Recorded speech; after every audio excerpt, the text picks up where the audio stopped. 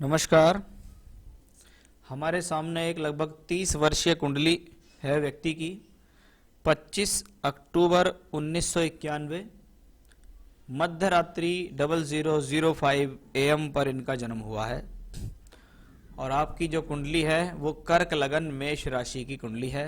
लगन के स्वामी चंद्रमा और चंद्रमा बैठे हैं कुंडली के दशम भाव में, जो कि इसको राशि बनाते हैं। मेष है राशि आपकी और भरणी नक्षत्र में आपका हुआ है जन्म, यानी जन्म के समय पर शुक्र की महादशा आपको मिली है।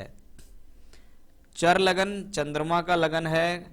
कर्क राशि जल तत्व राशि होती है, यानी व्यक्ति के भीतर जल तत्व के गुण हैं। चलाए मानता है, चंचलता है, मन बहुत जल्दी से चंचल हो जाता है या मन बहुत जल्दी से परेशान हो जाता है, यानी धैर्य लंबे समय तक साथ नहीं देता ऐसे लोगों का, क्योंकि आपके लग्न का जो मालिक है वो दशम भाव में मंगल की मेष राशि में मंगल से दृष्ट है। यानी व्यक्ति को जीवन में एक चीज बहुत रहती है कि मुझे सब चीज फटाफट चाहिए। ऐसे लोगों में धैर्य की कमी देखी जाती है। आपके लगन में कोई भी ग्रह नहीं बैठा हुआ है, लेकिन आपके लगन का जो मालिक चंद्रमा है वो दशम भाव में है। लग्नेश का दशम में जाना ये तो शो करता है कि व्यक्ति कर्मशील है, व्यक्ति कर्म करने की इच्छाएं रखता है। लेकिन सिर्फ कर्म करने की इच्छा रखना ही सब कुछ नहीं, आपको ये भी देखना पड़ेगा कि आप किस दिशा में, किस डायरेक्शन में कर्म कर रहे हैं और वो आपके लिए कितना बेहतर है। चंद्रमा जब मंगल की मेष राशि अग्नि तत्व राशि में मंगल से ही दृष्ट होता है तो ये व्यक्ति को जल्दबाजी देता है, धैर्य की कमी देता है, एग्रेशन भी दे देता है। और कर्म के अंदर, बॉडी लैंग्वेज के अंदर अगर एग्रेशन और जल्दबाजी होगी तो आप जीवन में कोई बड़ी चीज नहीं प्राप्त कर पाओगे। उसके लिए आपको धैर्य अवश्य रखना पड़ेगा। इस कुंडली के अंदर दूसरे घर में बृहस्पति और शुक्र दो सौम्य ग्रह बैठे हुए हैं। शुक्र इस कुंडली में चतुर्थेश और लाभेश होके बैठा है, यानी शुक्र धन योग बना रहा है। शुक्र आपको भूमि, जमीन, जायदाद, वाहन, मकान का सुख देगा, घर परिवार से सपोर्ट दिलाएगा, घर परिवार से आपको पैतृक संपत्ति दिलाएगा। वहीं धनेश होके है, धन भाव में बैठा हुआ है, यानी धन योग के अंदर है, आपको सोर्स ऑफ इनकम देगा, अपनी दशा में लाभ देगा। बृहस्पति उसके साथ है, एक और सौम्य ग्रह, और बृहस्पति धन का कारक भी है। अब धन भाव में जब दो ग्रह बैठे हुए हों और वो सौम्य हों तो व्यक्ति की वाणी को सौम्य करते हैं। व्यक्ति इतना बेहतर जरूर सक्षम है कि वो अपनी वाणी के बल पर दूसरे लोगों को एक तरीके से उनके ऊपर प्रभाव डाल सकता है और प्रभाव डाल के अपना काम बना सकता है। सौम्य ग्रहों का धन भाव में होना परिवार की कुशलता को दर्शाता है, कुटुंब को टूटने से बचाता है, घर परिवार के भीतर एका लाता है, इसको ऐसे भी कह सकते हैं।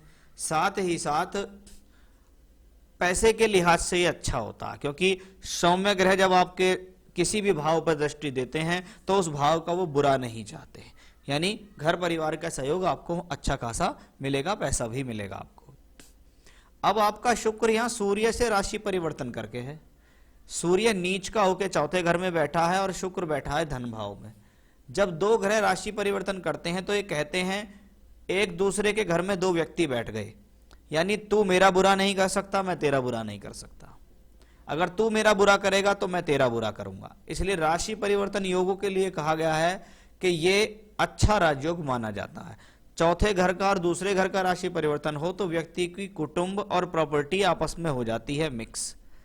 ये कुटुंब स्थान है, ये प्रॉपर्टी स्थान है, यानी व्यक्ति को कुटुंब से धन भी मिलेगा, व्यक्ति को कुटुंब से प्रॉपर्टी भी मिलेगी, तो उस हिसाब से अच्छा है। लेकिन सूर्य जब चौथे घर में नीच का हो तो ये मदर की हेल्थ के लिए अच्छा नहीं होता, यानी बच्चे के पैदा होने के बाद माता की स्वास्थ्य के अंदर प्रॉब्लम देखी जाती है। अब मंगल को देखो, मंगल योग कारक है। पहली बात, ग्रह योग कारक जो केंद्र त्रिकोण दोनों के फल देगा, यानी मंगल अपनी दशा के अंदर फल देगा, एक बात। अब मंगल नीच के सूर्य के से अस्त भी हुआ है, शत्रु की राशि में भी बैठा है, लेकिन मंगल 10th लॉर्ड भी है।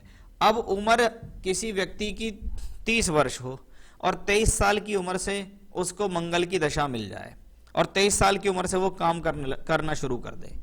तो एक 23 साल की उम्र की रूपरेखा ये होती है कि व्यक्ति अपने जीवन में काम की तरफ आगे बढ़ता है, मंगल उससे मेहनत कराता है। मंगल कहता है कि मैं आपसे मेहनत कराऊंगा, क्योंकि मंगल अस्त है। अस्त ग्रह अपनी दशा के अंदर व्यक्ति से कुछ ज्यादा मेहनत कराता है और मेहनत के बाद उसको परिणाम मिलते हैं।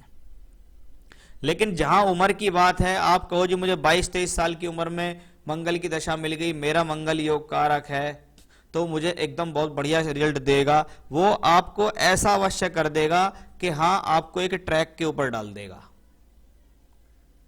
जब किसी चीज के ऊपर ट्रैक के ऊपर डाल दिया तो आपको समझ में आ गया कि हाँ, मुझे अब इस लाइन में चलना है। तो मंगल यहां इन चीजों में कराने में सक्षम है। और आपको देखिए, अगस्त 18 से राहु की दशा चल रही है और 18 से पहले 7 साल मंगल, यानी 2011, यानी आपको तो बहुत जल्दी उम्र में मंगल मिल गया। कुछ समय तो आपका हो सकता है एजुकेशन में ही चला गया हो मंगल में, बाकी कुछ समय प्रोफेशन में चला गया होगा, किसी नौकरी में या किसी काम के अंदर। नवांश में मंगल उच्च का है लेकिन अष्टमेश है, दशमांश में मंगल उच्च का है लेकिन सप्तमेश द्वादशेश है। तो ग्रह ने कुछ तो कराया होगा, ये नहीं कह सकता कि बहुत खराब दशा गई होगी। आपने लिखा मंगल अस्त है, मंगल की दशा पूर्ण तरह मेरे कैरियर स्टडीज को खराब कर गई, साथ ही भाग्य के साथ नहीं मिलता, हर काम रुक रुक के डिले होता है, कई बार होता है, बहुत निराश हूं, कई बार पैसा भी नहीं टिकता है। तो हो सकता है आपको मंगल की दशा के अंदर प्रॉब्लम इस चीज को लेकर भी आ सकती है कि आपने उम्मीदें ज्यादा रख ली हों तो उम्मीद के हिसाब से आपको ना मिला हो, आपने जल्दबाजी में कोई निर्णय लिए हो जिसके कारण आपको हानि पहुंच गई हो। तो वो सब चीजें हमें यहाँ दिखाई दे रही हैं। अब हमारा फोकस ज्यादा राहु की दशा पर रहेगा, जो चला गया उसको हम कुछ कर नहीं सकते, लेकिन हाँ, राहु की दशा के बारे में हम आपसे जरूर बात करेंगे। बुध को देखिएगा कि बुध कुंडली में द्वादश और तीसरे घर का मालिक है, बैठा है यहाँ चौथे घर में। 4th हाउस में जब द्वादशेश तृतीयेश हो तो ये ग्रह अपनी दशांतर दशा में व्यक्ति को घर से दूर भेज सकता है, यात्राएं करा सकता है, घर को छुड़वाकर किसी अन्य स्थान पर ले जा सकता है। जैसा कि 4 अगस्त 26 से 21 फरवरी 29 के बीच राहु में बुध आएगी। राहु बैठा छठे घर में, बुध द्वादशेश होके बैठा हुआ है, दशमांश में भी बुध 12वें घर में और नवांश में बुध अष्टम भाव में। इसका मतलब राहु बुध में पक्की सी बात है कि आप अपने जन्म स्थल को छोड़कर किसी अन्य स्थान पर जाएंगे। ये वो समय होगा जिसमें आपका स्थान परिवर्तन होगा, चाहे आप दूसरे मकान में चले जाएं, चाहे आप व्यवसाय करने की जगह बदल दें या आप कुछ समय के लिए कहीं दूर स्थान पर जाकर काम करने लगें, लेकिन ऐसा होगा अवश्य। शनि सप्तमेश होके सप्तम भाव में बैठा है। सप्तमेश सप्तम में हो, मैरिड लाइफ को बचाने का प्रयास करता है। ग्रह अपनी राशि में बैठा है। जब शनि जैसा ग्रह सप्तमेश होके सप्तम में बैठा हो और नवांश में भी सप्तम भाव में बैठा है, ऐसे लोगों को अधिकतर देखा जाता है कि उनकी जो पत्नी आती है वो उनसे उम्र में उनका कोई ज्यादा अंतर नहीं होता। जैसा आपकी मान लो 32 साल की उम्र, तो पत्नी की भी उम्र ऐसी 31 या 32 या कभी कभी 33 भी हो जाती है। लेकिन हाँ, पत्नी योग्य होती है, पढ़ी लिखी होती है, आपको काम में सहयोग देने वाली होगी, स्वयं के बल पर कुछ करने वाली होगी, ऐसी पत्नी आपको मिलेगी। शनि नवांश में केतु के साथ है, जो कि यहां सप्तमेश होकर बैठा हुआ है। तो 7th हाउस में यहां प्रॉब्लम है, क्योंकि नवांश कुंडली मैरिड लाइफ के लिए देखते हैं। नवांश का लगन सप्तम भाव राहु केतु एक्सेस में आया। सप्तम भाव में शनि और केतु है, जो क्या कहते हैं, पति पत्नी के बीच में वैचारिक मतभेद दे सकता है।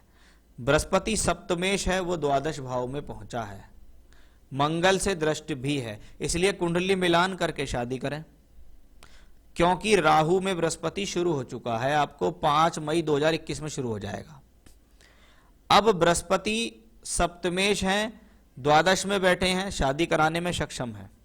यानी राहु में बृहस्पति जो 5 मई 21 से 28 सितंबर 23 के बीच आएगा, उस दौरान आपकी शादी होगी। लेकिन जब द्वादश भाव में कोई ग्रह बैठा हुआ हो, उसकी दशा आ जाए और वो मंगल अष्टमेश से दृष्टि भी हो, तो ऐसे में व्यक्ति के रिश्ते बहुत आते हैं, लेकिन रिश्तों की पूर्ति होना, रिश्ता कोई कंप्लीट होना बड़ा मुश्किल हो जाता है। रिश्ते आए, अच्छा लगा, रिश्ता हुआ नहीं, कहीं बात नहीं बनी, कहीं रिश्ता टूट गया, ऐसा है। लेकिन हाँ, ये ग्रह अंततः आपकी शादी अवश्य अपनी दशा काल में करा देगा। कुछ पूजा मैं आपको बता दूंगा, वो आप कर लीजिएगा, उससे आपको लाभ मिल जाएगा। तो आपने शादी कब होगी, कैसी लड़की मिलेगी, उसके बारे में पूछा, तो मैंने आपको उसका यहां जवाब दिया। राहु केतु एक्सेस जो है कुंडली के छठे और द्वादश में बना हुआ। छठा घर और 12वां घर कुंडली में, छठा घर रोग, ऋण, रिपु, परेशानियों के लिए जाना जाता है, लोन आदि के लिए जाना जाता है। द्वादश भाव में एक्सपेंडिचर होते हैं, बीमारियों पे खर्च हो रहा है, यात्राओं पे खर्च हो रहा है, फिजूल खर्च हो रहा है। तो राहु केतु से संबंधित दशाएं ये कराएंगी। अब राहु की दशा आपको शुरू हो गई। 6th हाउस का राहु व्यक्ति को मेहनत करने की जज्बा देता है, शत्रुओं को परास्त करने का जज्बा देता है। अब राहु बृहस्पति की राशि में, बृहस्पति 2nd हाउस में बैठा है, भाग्येश होके बैठा है, लेकिन षष्ठेश भी है। हो सकता है आपको राहु की दशा में किसी कार्य को पूर्ण करने के लिए लोन आदि लेना पड़ जाए, अपना काम चलाने के लिए लोन लेना पड़ जाए या ऐसा कुछ। लेकिन हाँ, बृहस्पति 2nd हाउस में है, शुक्र के साथ है, यानी राहु की दशा में बहुत अधिक मेहनत के बाद आपको धन मिलेगा। दशमांश में राहु 2nd हाउस में धन भाव में बैठा हुआ है, और बुध की राशि में और बुध द्वादश में। यहां भी राहु द्वादश से संबंध बना रहा है, यहां भी राहु द्वादश से संबंध बना रहा है। यानी ये व्यक्ति अपने कार्य के अंदर जितना ज्यादा tour, travellings, export import, media, internet के माध्यम से जुड़ना, वेबसाइट्स के माध्यम से जुड़ना, ट्रैवलिंग्स करना, खुद प्रचार करना सब चीजों का, अपने काम का, अगर जितना आप अपने कार्य के अंदर जोड़ेंगे उतना आपके लिए बेहतर रहेगा। आपने पूछा कब और कौन सा काम, बिजनेस मेरे लिए सेटल होगा। सबसे पहले देखने वाली बात यह है कि क्या बिजनेस करना चाहिए या नहीं करना चाहिए। कुंडली के अंदर देखें तो आपकी D10 चार्ट ये कहता है कि व्यक्ति बिजनेस कर सकता है राहु की दशा में, कोई बड़ी प्रॉब्लम का विषय नहीं है। कभी कभी ऐसे लोग घर परिवार के बिजनेस को भी चला लेते हैं या खुद भी कर लेते हैं। तो जो भी बिजनेस आपको करना है उसमें वो चीज जोड़िएगा जो मैंने अभी आपको बताई है, टूर, ट्रैवलिंग, एक्सपोर्ट इंपोर्ट आदि सब कुछ। अब प्रॉब्लम कहां आएगी, आपको अपने चंद्रमा को सुधारना है। जब लग्नेश और राशि दोनों के मालिक मंगल की राशि में चंद्रमा बैठे, मंगल से दृष्ट हो, तो धैर्य नहीं खोना है, पेशेंस रखना है। बिजनेस में यही होता है, पूरे महीने काम नहीं आता, लेकिन एक ही काम आता है जो झटके से बहुत अच्छा धन देके जाता है। तो पेशेंस से काम करके आपको यहाँ चलना होगा अगर आपको जीवन में बिजनेस करना है।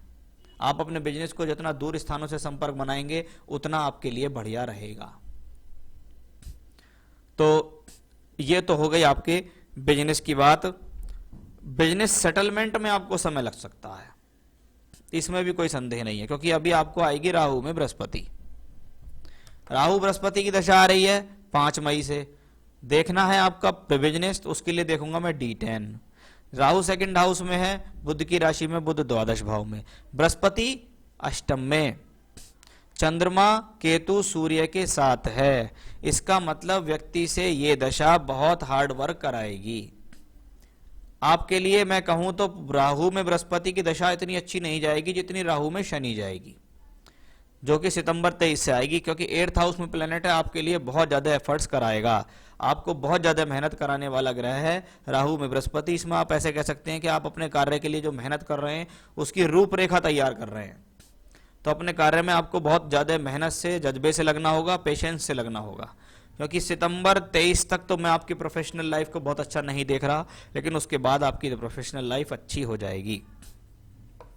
तो राहु की दशा कैसी जाएगी उसके बारे में बताया। 7.5 कैसी जाएगी, 7.5 में अभी भाई साहब बहुत ज्यादा समय है, क्योंकि अभी शनिदेव मकर राशि में चल रहे हैं और इस साल के अंत तक यहीं रहेंगे।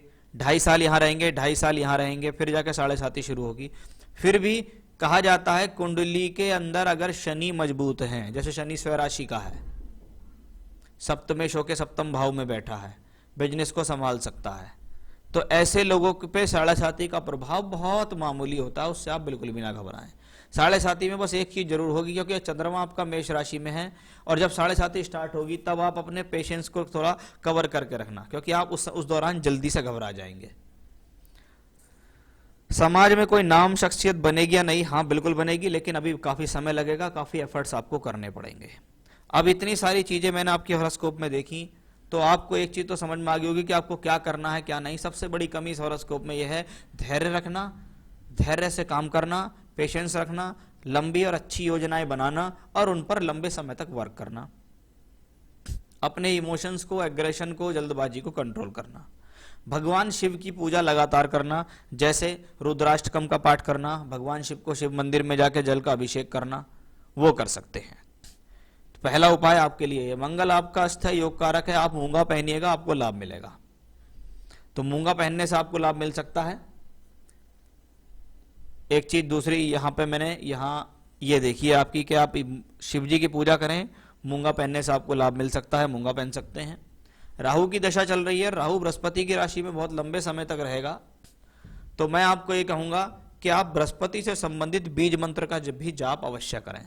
ओम ब्रह्म बृहस्पति नमः, शुक्ल पक्ष में बृहस्पतिवार के दिन से इसका उच्चारण शुरू करें, 3 माला रोजाना करें। ओम ब्रह्म बृहस्पति नमः रुद्राक्ष की माला से आप जपें, आपके लिए बहुत ज्यादा बेहतर रहेगा। तो ये है आपके लिए उपाय। ज्यादा बड़े उपाय मैंने आपको बताए नहीं, वो आपको यहाँ करने होंगे।